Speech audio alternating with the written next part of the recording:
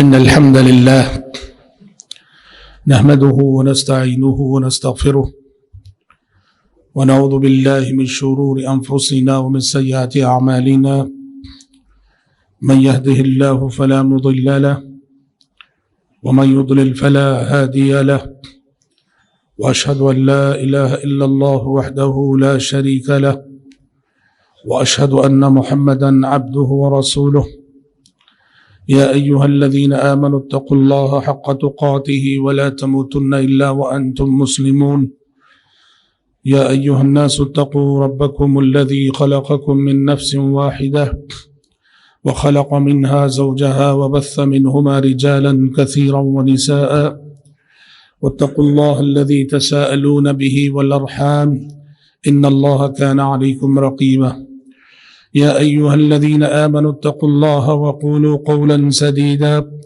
يصلح لكم أعمالكم ويغفر لكم ذنوبكم ومن يطع الله ورسوله فقد فاز فوزا عظيما أما بعد فإن خير الحديث كتاب الله وخير الهدي هدي محمد صلى الله عليه وسلم وشر الأمور محدثاتها وكل محدثة بدعة وكل بدعة ضلالة وكل ضلالة في النار.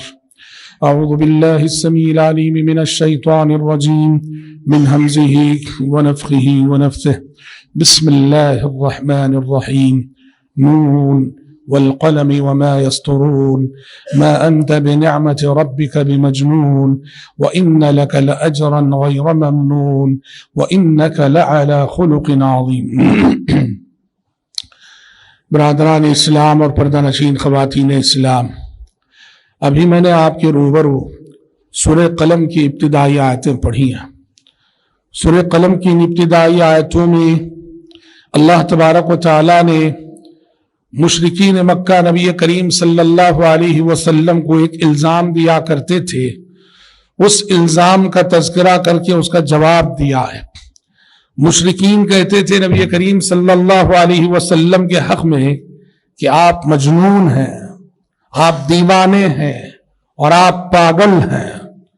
والعیاذ باللہ. قرآن نے ان کی اس بات کو، ان کے اس الزام اور اتہام کو نقل کیا اور کہا نون والقلم وما یسطرون ما انت بنعمت ربک بمجنون، کہ اے پیغمبر اللہ کا احسان ہے، اللہ کا فضل ہے کہ جیسے یہ لوگ کہہ رہے ہیں، یہ لوگ دعویٰ کر رہے ہیں کہ آپ مجنون ہیں، آپ مجنون نہیں ہیں. اور کیوں مجنون نہیں ہیں، اس کا ثبوت کیا ہے، اس کا پروف ہے، اس کی دلیل کیا ہے؟ قرآن نے کہا وَإِنَّكَ لَعَلَىٰ خُلُقٍ عَظِيمٍ. آپ کے مجنون نہ ہونے کا سب سے بڑا ثبوت یہ ہے آپ کے اخلاق. آپ جیسے اخلاق رکھنے والی شخصیت کو یہ مجنون کہیں؟ آپ جیسا کردار رکھنے والی شخصیت کو یہ جنون کا الزام دیں؟ آپ جیسے بلند کیریکٹر والے انسان کو یہ پاگل کہیں؟ آپ کے اخلاق اس بات کی دلیل ہے کہ آپ مجنون نہیں ہیں. حضرات، قرآن یہاں یہ کہنا چاہتا ہے کہ نبی کریم صلی اللہ علیہ وسلم اخلاق کے جس مقام پہ فائز تھے، اس کا کوئی توڑ اور اس کا کوئی جواب مشرکین مکہ کے پاس نہ تھا. مشرکین پیارے نبی کی دعوت کو روکنے کے لیے، اسلام کے بڑھتے قافلے کو روکنے کے لیے بڑی سازشیں کیا کرتے، بڑی منصوبہ بندیاں کرتے، بڑی پلاننگیں کیا کرتے، لیکن ان کی ساری سازشیں ناکام ہو جاتی پیارے نبی کے اخلاق کے سامنے آ کر. ان کی ساری منصوبہ بندیاں ادھوری رہ جاتی پیارے نبی کے اخلاق کے پاس آ کر. پیارے نبی کے اخلاق کا ان کے پاس کوئی جواب نہ تھا. آپ کے اخلاق سے آئے دن لوگ متاثر ہو رہے تھے اور دار اسلام میں داخل ہوئے جا رہے تھے، اور سرزمین مکہ کی گلی گلی میں کھڑے ہو کے آپ اپنے اخلاق کو لے کے چیلنج کر رہے تھے کہ مجھے جھٹلانے والوں، مجھے جھوٹا کہنے والوں، مجھے پاگل کہنے والوں، سنو فقد لبثت فیکم عمرا من قبلہ افلا تعقلون. میں وہی محمد ہوں جس کی کتاب زندگی کے 40 ورق تمہارے سامنے کھلے ہوئے ہیں. میں وہ شخص ہوں کہ جس نے 40 سال تمہارے درمیان گزارے. ان 40 سالوں کو لے کر میں تم سے چیلنج کرتا ہوں. بطور میری اس کتاب حیات کے کسی ورق میں کہیں کوئی داغ دکھا دو، کوئی دھبا دکھا دو۔ یہ چیلنج آپ صلی اللہ علیہ وسلم نے اپنے اخلاق کو لے کر پورے مکے والوں سے کیا۔ یہ چیلنج دوستوں سے نہ تھا، یہ چیلنج دشمنوں سے تھا، یہ چیلنج حاسدین سے تھا، یہ چیلنج جلنے والوں سے تھا۔ اور سبحان اللہ کہ آپ صلی اللہ علیہ وسلم یہ چیلنج کرتے رہے ابو جہل سے، ابو لہب سے، نضر بن حارث سے، ولید بن مغیرہ سے، اور سارا سماج مل کر بھی کہیں آپ کی کتاب حیات اور کتاب ورق میں کہیں کوئی داغ نہ دکھا سکا، کوئی دھبا نہ دکھا سکا۔ حضرات، پیارے نبی صلی اللہ علیہ وسلم کی سب سے جو عظیم خصوصیت ہے، جس کردار سے آپ صلی اللہ علیہ وسلم نے اسلام کی نشر و اشاعت اور تبلیغ کی، وہ آپ کا اخلاق ہے، آپ کا مثالی اخلاق اور آپ کا مثالی کردار۔ بلکہ دنیا میں آپ کے آنے سے پہلے اللہ رب العزت نے آپ کے آنے سے پہلے پچھلی آسمانی کتابوں میں آپ کا جو انٹروڈکشن کروایا تھا کہ میرا ایک نبی آنے والا ہے، میرا ایک رسول آنے والا ہے، یہ سارا تعارف آپ دیکھیں گے آپ کے اخلاق کے حوالے سے تھا۔ صحیح بخاری کی حدیث ہے، توریت میں موسیٰ علیہ السلام پر نازل کی گئی توریت میں اللہ رب العزت نے پیارے نبی کے سلسلے میں پیشن گوئی فرمائی تھی کہ میرا ایک نبی آنے والا ہے، آخری نبی، آخری رسول، اور یہ کیسا ہوگا؟ آپ صلی اللہ علیہ وسلم کے اخلاق کریمانہ کے حوالے سے صحیح بخاری کی حدیث ہے کہ توریت میں حضرت عبداللہ بن عمرو بن العاص رضی اللہ عنہ کو جنگ یرموک میں توریت کا ایک نسخہ مل گیا جو عربک میں ٹرانسلیٹڈ تھا۔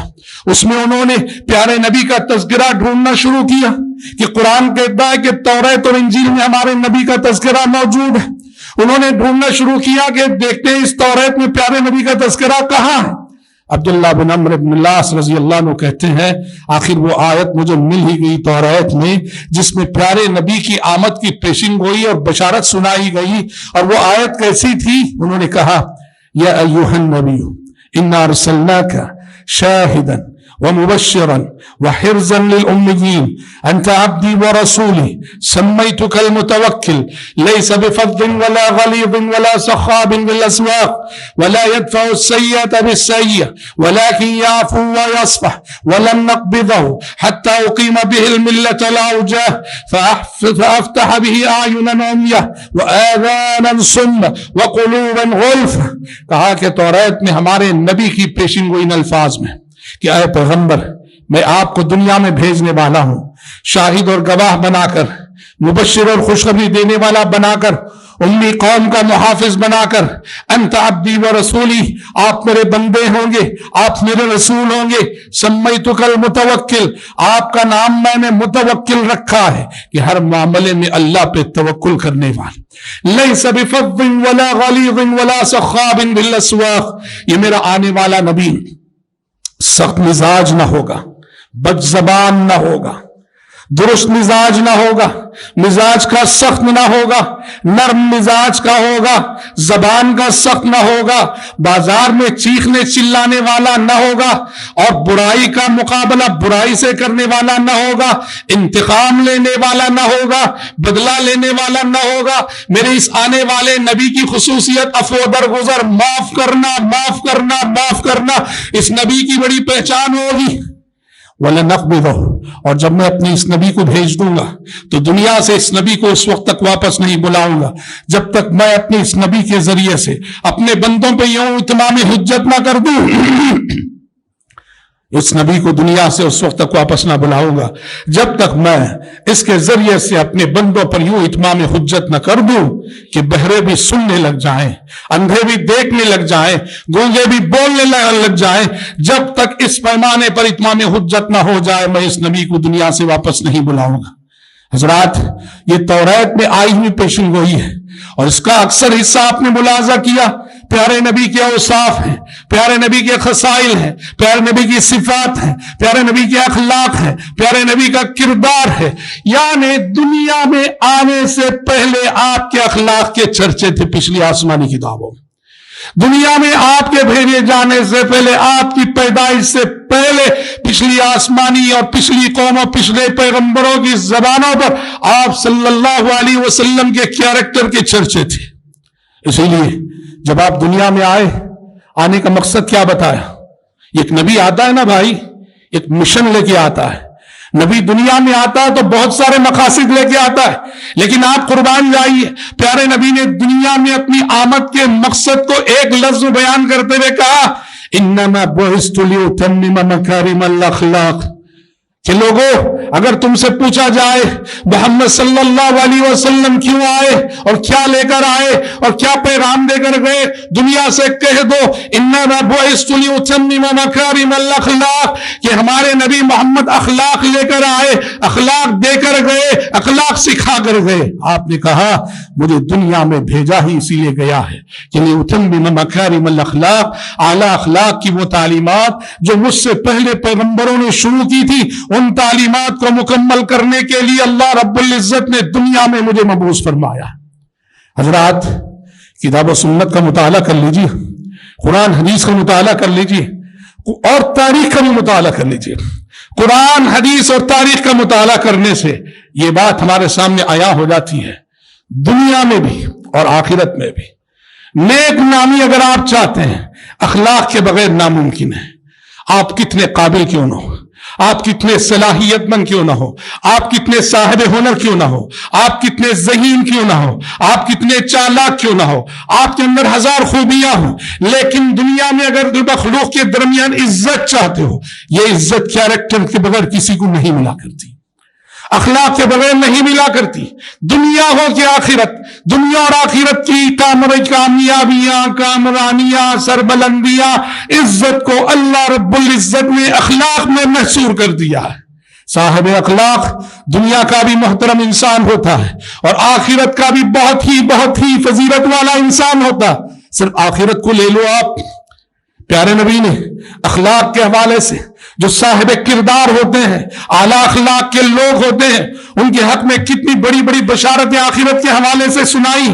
آپ نے حدیثوں میں فرمایا کل قیامت قائم ہوگی، میزان قائم ہوگا، اعمال تولے جانے والا ترازو رکھا جائے گا، انسان کی ساری نیکیاں تولی جائیں گی، انسان کا ایک ایک عمل وزن کیا جائے گا. پیارے نبی نے فرمایا اس میزان میں، اس ترازو میں سب سے زیادہ وزن اگر کسی عمل کا ہوگا وہ اخلاق کا ہوگا، اخلاق کا ہوگا. آپ کے اخلاق کی ایک ایک صفت آپ کی نیکیوں کے پلڑے پہ جو وزن پیدا کرے گی. آپ صلی اللہ علیہ وسلم نے کہا اخلاق سے بڑھ کر کوئی اور چیز وزنی نہ ہوگی میزان میں. آپ سے پوچھا گیا ما اکثر ما يدخل الناس الجنہ، اے اللہ کی نبی جنت میں سب سے زیادہ لے جانے والا عمل کون سا ہے؟ وہ کون سا عمل ہے، وہ کون سی نیکیاں ہیں جو انسان کو سب سے زیادہ جنت الفردوس میں لے جاتی ہے؟ آپ نے دو نیکیاں، آپ نے کہا تقوی اللہ و حسن الخلق. آپ نے کہا جنت الفردوس میں سب سے زیادہ لے جانے والے دو اعمال ہیں. ایک ہے اللہ کا تقوی، اللہ کا ڈر، جس کی زندگی تقوی کے سائے میں گزرے، جو زندگی تقوی کے تقاضوں کے مطابق گزارے، اس کے شب و روز تقوی کے سائے میں، اس کے لیل و نہار تقوی کے سائے میں، اس کی صبح و شام تقوی کے سائے میں، اس کا بزنس اور کاروبار تقوی کے دائرے میں، اس کی معاملات اور معاشرت تقوی کے دائرے میں. کہا تقوی اللہ، جو اللہ کا تقوی، اللہ کے تقوی کے سائے میں زندگی گزارے وہ. اور دوسرا کہا جنت الفردوس میں سب سے زیادہ لے جانے والا عمل حسن الخلق، اعلیٰ اخلاق. اچھا، جنت میں سب سے زیادہ لے جانے والا عمل حسن اخلاق ہے. پھر آپ نے کہا جنت الفردوس میں جانے کے بعد ہر مومن کی ایک خواہش ہوتی ہے. وہ خواہش کیا ہے؟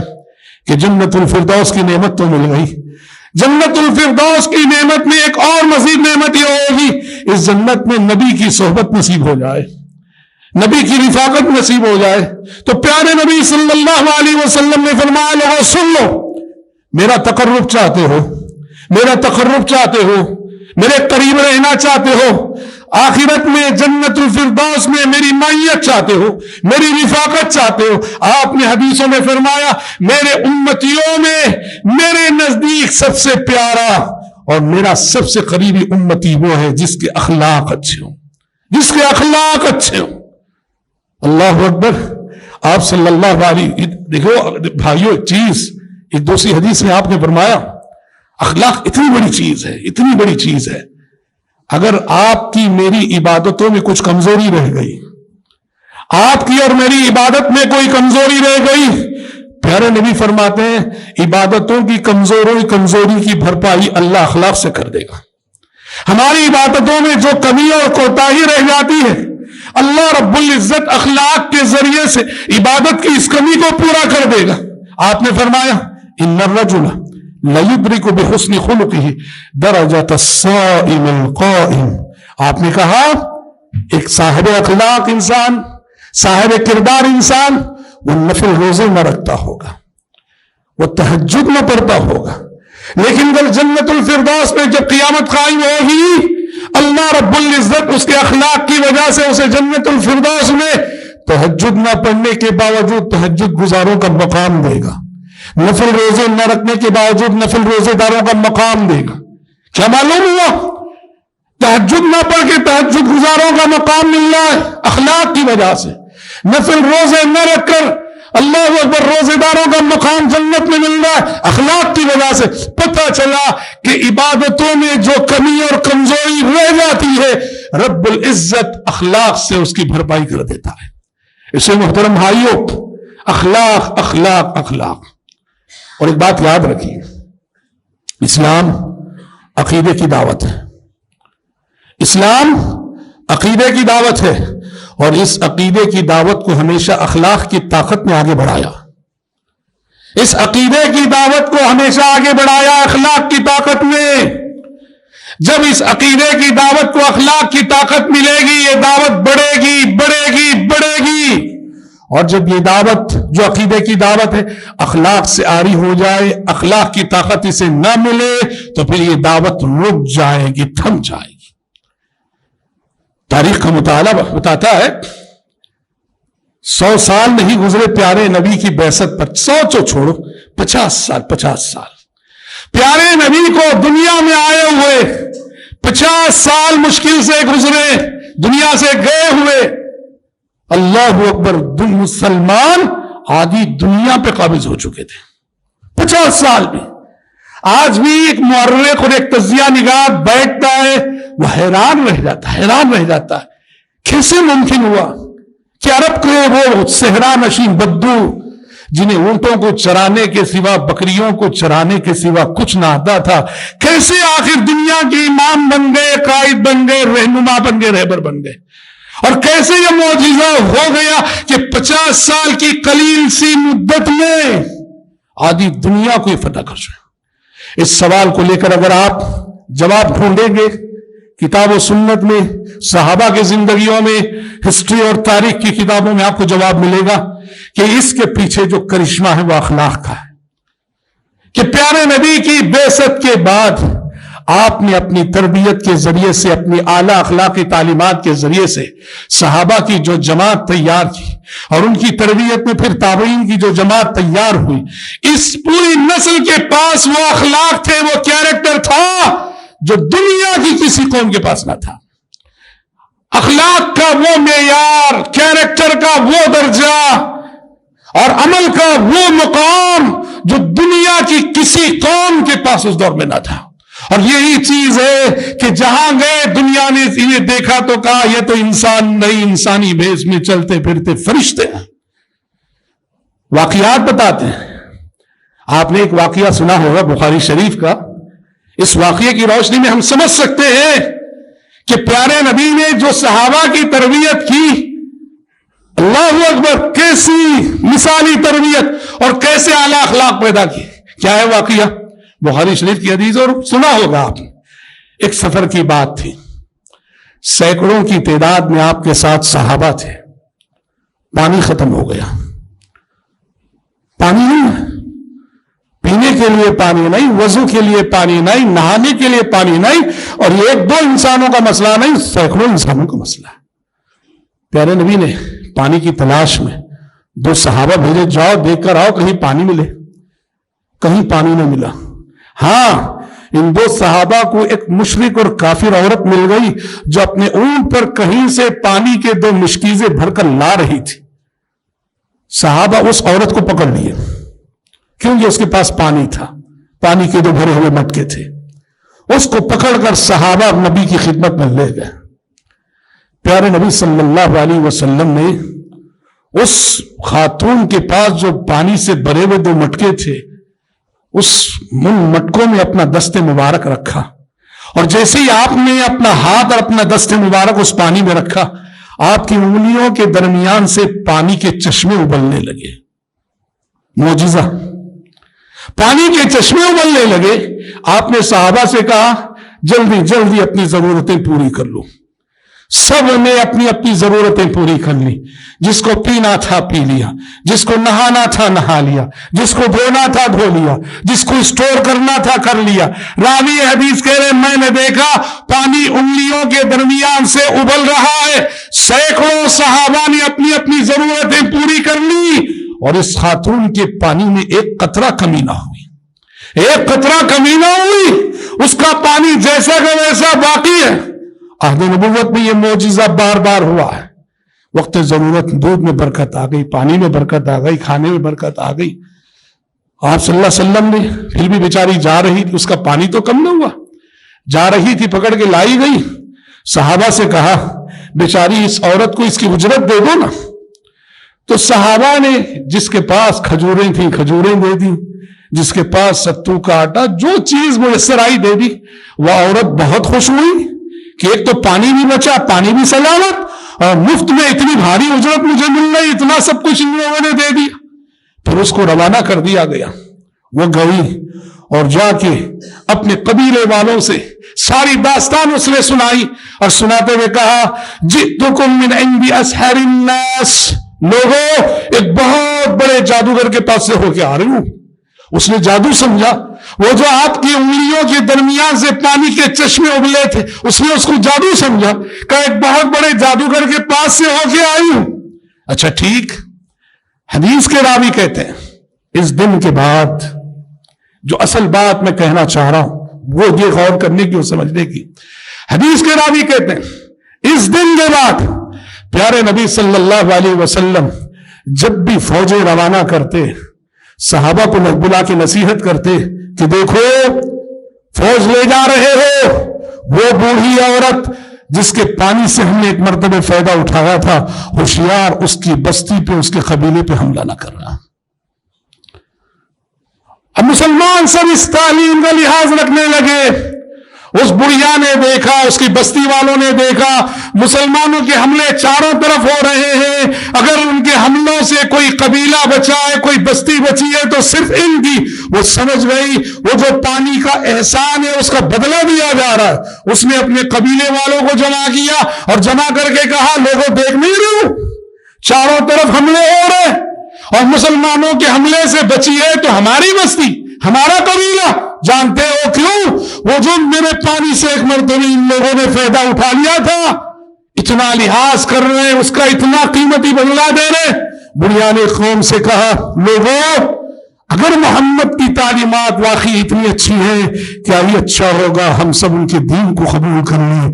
سارا کا سارا قبیلہ ایک ساتھ مسلمان ہو گیا، بخاری کی حدیث ہے۔ سارا کا سارا قبیلہ، کوئی دائی نہیں پہنچا، کوئی مبلغ نہیں پہنچا، کسی نے اسلام کی طرف بلایا نہیں۔ کیریکٹر سب سے بڑی دعوت ہے۔ یہ وہ اعلیٰ اخلاق ہیں جن کی روشنی میں پیارے نبی نے صحابہ کی تربیت فرمائی تھی۔ احسان کسی کا بھی وہ احسان ہوتا ہے، وہ کافر کا ہو، وہ یہودی کا ہو، وہ نصرانی کا ہو، احسان کو کبھی بھولا نہ کرو، احسان کو کبھی بھولا نہ کرو، اپنے محسنوں کو کبھی بھولا نہ کرو۔ اور پانی کا احسان، زندگی میں بڑے بڑے احسانات ہم اٹھاتے ہیں بھول جاتے ہیں۔ شریعت کہتی ہے کسی نے ایک وقت میں پانی بھی پلایا ہے تو یاد رکھو، اس کو بھولو مت۔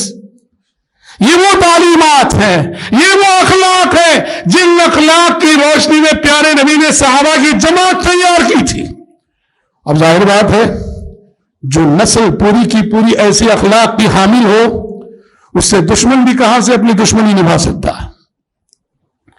ایسی نسل کا دشمن بھی قابل رحم ہوتا ہے، وہ اس سے دشمنی کرنا بھی چاہے تو دشمنی نبھ نہیں سکتی، کیونکہ سامنے والا صاحب اخلاق ہے، صاحب کردار ہے، وہ اپنے اخلاق سے دل پر دل جیتے جاتا ہے، ان کے دل گھائل ہو جاتے ہیں۔ اسی لیے آپ دیکھیں گے مسلمانوں کے دشمن، صحابہ کے دشمن، صحابہ کے اخلاق کے سامنے کتنے زیر ہو جاتے تھے۔ اللہ اکبر! آپ جانتے ہیں مکی زندگی میں کیا ماحول تھا؟ نکالو مسلمانوں کو مکے سے، بھگاؤ مسلمانوں کو مکے سے، چلے جاؤ تم یہاں سے۔ مکے کی گلی گلی میں یہی نعرے تھے، چلے جاؤ چلے جاؤ چلے جاؤ۔ اچھا، ابو بکر جانے لگے، صدیق رضی اللہ عنہ کہ چلو یہ لوگ یہاں آزادی سے ہمیں جینے نہیں دے رہے، آزادی سے اللہ کی عبادت کرنے نہیں دے رہے، چلو چلتے ہیں کسی اور جگہ جہاں آزادی سے ہم اپنے رب کی عبادت کر سکیں۔ ابو بکر جانے لگے۔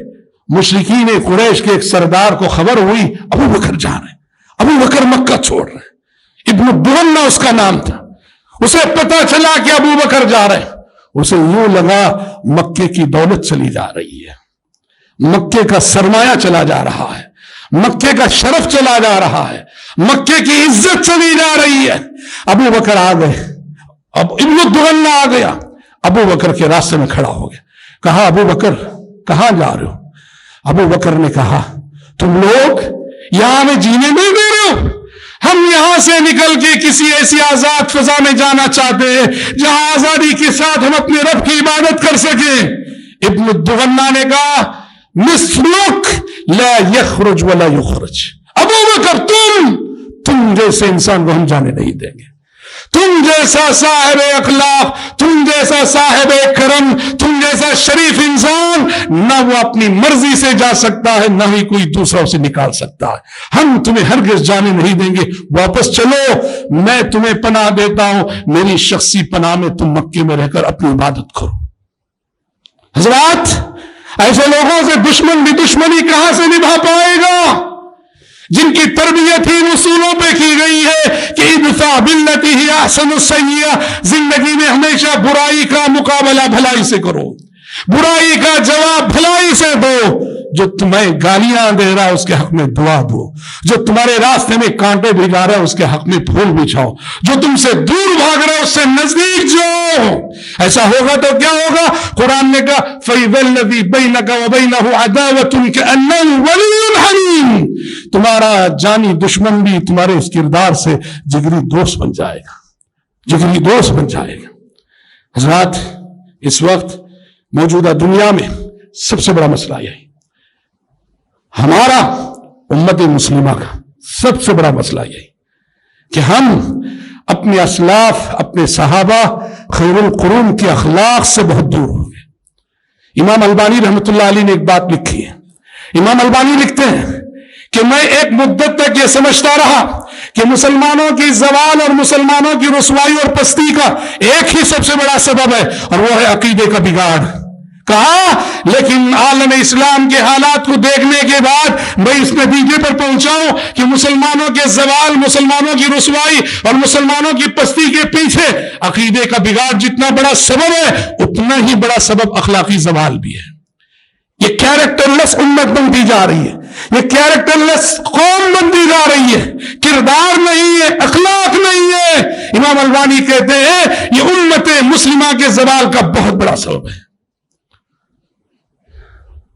لوگ، ہم غیر مسلم آبادی کے درمیان رہتے ہیں، لوگ اسلام کو کتابوں میں نہیں پڑھیں گے، یاد رکھنا، لوگوں کے پاس پڑھنے کے لیے فرصت نہیں۔ ارے مسلمان نہیں پڑھ رہے آج کتاب تو موبائل کی آفت کی وجہ سے مطالعے کا رجحان اتنا کم ہو گیا، غیر مسلم کہاں سے پڑھے گا؟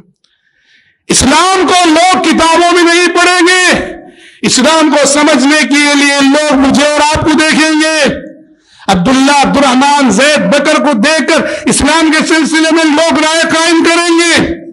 اور معاف کیجئے، آج اسلام کی رسوائی اور بدنامی کا سبب میں ہوں، آج اسلام کی رسوائی اور بدنامی کا سبب ہم مسلمان ہیں۔ ہمارے رویے کو دیکھ کر غیر مسلم سمجھتے ہیں اسلام ایسا ہے، قرآن ایسا ہے، میری وجہ سے میرے نبی بدنام ہو رہے۔ اقبال نے کہا امتی باعث رسوائی پیغمبر ہے، امتی باعث رسوائی پیغمبر ہے، یہ صورتحال ہے۔ اسے یاد رکھنا، اخلاق ویسے بھی ہر مسلمان کو ضروری ہے، لیکن وہ شخصیتیں جو مسلمانوں اور اسلام کی نمائندہ شخصیت ہیں، علماء سب سے پہلے، علماء، ان کے لیے اخلاق بہت ضروری ہے۔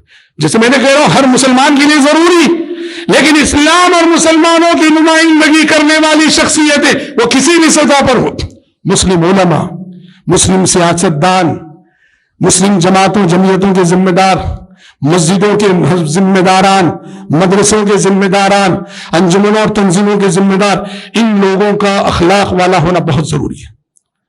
کیریکٹر لیس لوگ اگر ذمہ دار بن جائیں مسجدوں کے، کیریکٹر لیس لوگ اگر ذمہ دار بن جائیں جماعتوں اور جمعیتوں کے، کیریکٹر لیس لوگ ذمہ دار بن جائیں تنظیموں اور انجمنوں کے، اسلام پر اس سے بڑا ظلم نہیں ہو سکتا۔ اسلام پر اس سے بڑا ظلم نہیں ہو سکتا کہ کیریکٹر لیس لوگ جن کے اندر اخلاق نہیں، مروت نہیں، شرافت نہیں، وہ اسلام کے ترجمان بن جائیں۔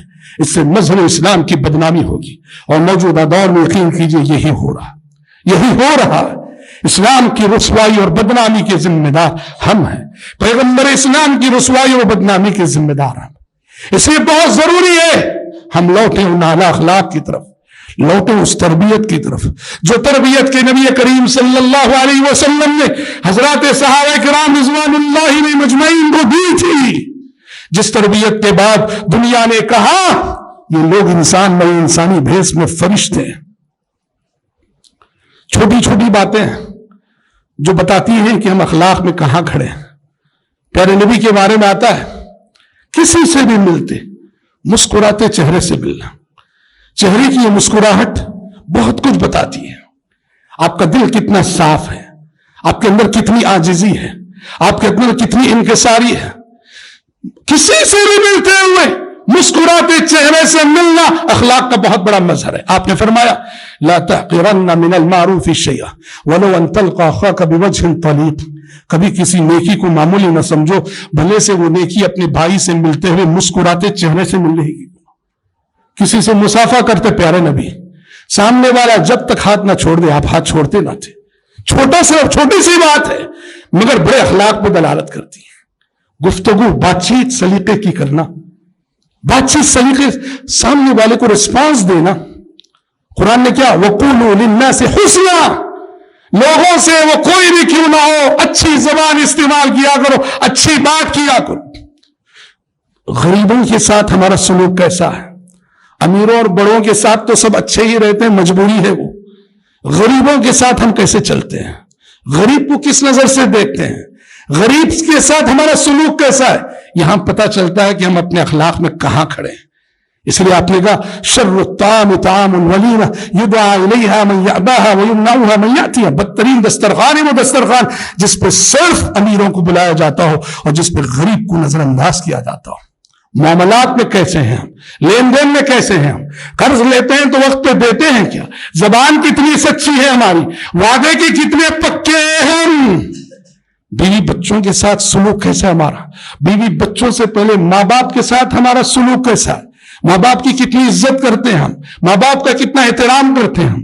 خاندان کے بڑوں کا کتنا احترام کرتے ہیں ہم؟ بڑوں کے ساتھ ادب کیسا؟ چھوٹوں کے ساتھ شفقت کا معاملہ ہے کیا؟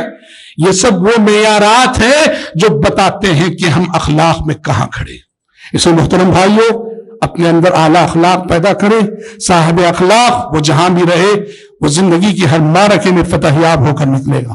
اور اگر کردار نہیں ہے، اخلاق نہیں ہے، تو پھر دنیا کی بھی رسوائی اور آخرت کی بھی رسوائی۔